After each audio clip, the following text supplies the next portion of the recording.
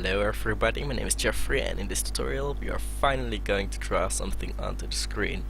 We won't be drawing any complex models, but we will draw a triangle, because as you probably already know, most 3D complex models are made of lots and lots of triangles.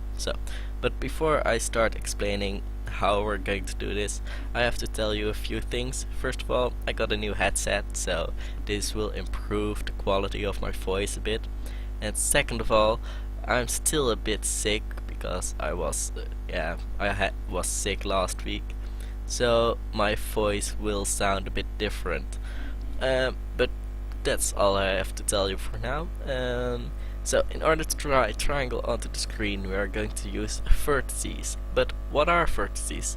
Well, a vertex is basically an array of data which tells us something about a point in a 3D model.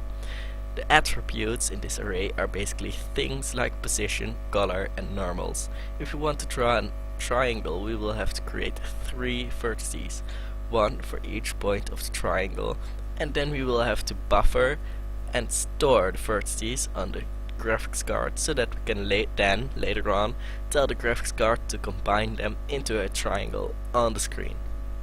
So we're going to start by creating our Vertex class. So go over to your project and create a new sub-package inside of the graphics package called model. Our class will be called Vertex. Vertex, yes.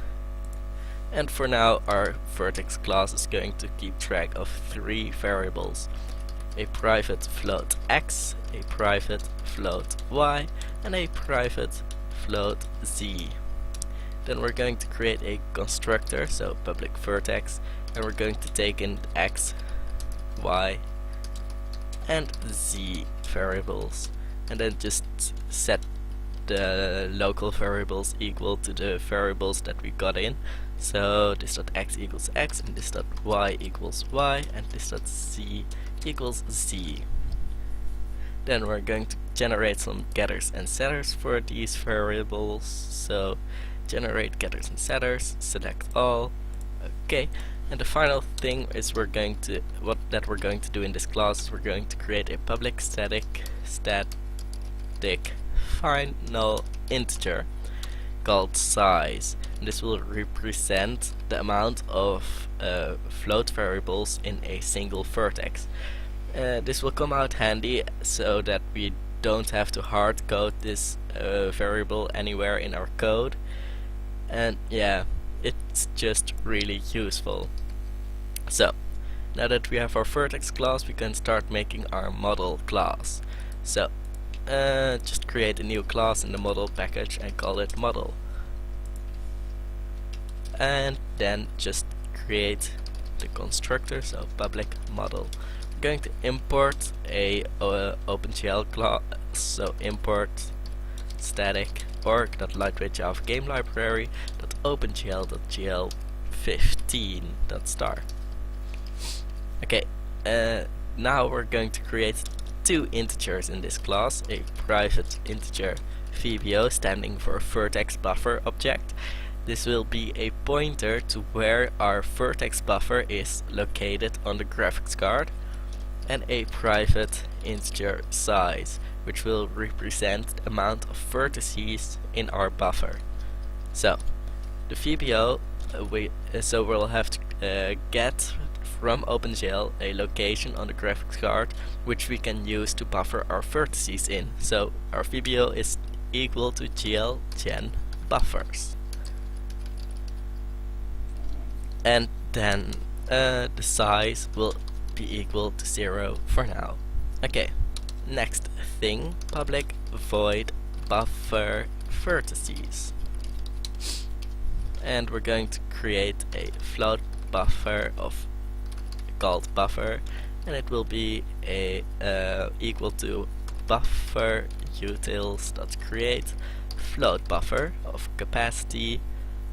Oh, I forgot to take in a vertex array. So we're going to take in a vertex array called vertices, and the amount of float values in our float buffer will be equal to vertices dot length times vertex.size. Oh, and close the line with a semicolon and import the float buffer. Now we're going to buffer our put the float values in our buffer. So for vertex in vertices, and we're going to say buffer.put vertex.getX, and just copy this line 2 more times and change this to Y and Z, and then flip the buffer, so buffer.flip, and this is so that the graphics card can actually read what is on the buffer. And then we're going to store the buffer on the graphics card. So we're going to bind a array buffer, which is the buffer that's going to be used for vertices. So GL array buffer, we're going to bind it to VBO, and we're going to buffer data to the array buffer. And we're going to buffer our buffer, and will be the third argument is how do we want to use this buffer, and that will be GL static draw. Just if you want to know more about this, just type it in Google, and I'm sure you'll get lots of help about which one you should be using. There are 3, I believe. It's GL static draw, GL dynamic draw, and GL stream draw. But yeah, just use static draw for now. And GL bind buffer GL array buffer 0, and we're going to unbind our buffer so that if someone actually buffers some other data, we won't lose all the data which we actually buffered. Okay, and the final thing, size equals vertices dot length, and we'll have to create some get methods for these variables. So public int get VBO, and return the VBO, and public int get size, and return the size. And that's it for our model class. So now we're going to render our model onto the screen, but we don't have a model yet, so for now we're going to create a model in our master renderer class. So private model, and model will be equal to a new model, and we'll have to import the model class. And before I forget, we'll also have to import 2 more OpenGL classes, namely GL15 and GL20. So now we'll have to create our vertex array. So vertex array vertices equals an array of vertices. Import the vertex class. So we're going to create a new vertex, and the first one will be at -1, -1, 0. Just copy this 2 more times and change some of these variables so that it looks just like mine. Well, if you know how it works, then you can insert your own variables, but if you don't know how it works, just copy these. And now we're going to buffer our vertices, so model.buffer vertices, and we're going to render our model. So we're going to bind our the buffer to the array buffer, so GL bind buffer GL array buffer, and we're going to bind the current array buffer to model.getVBO, and we're going to type GL enable vertex attribute array, and we're going to enable attribute array 0 for the position, and then GL vertex attrib pointer. We're going to tell OpenGL what is actually in the first attribute array. Well, in the first entity in the array. So the first entity in the array, 0, we're going to store 3 variables. Those variables are float variables, so float.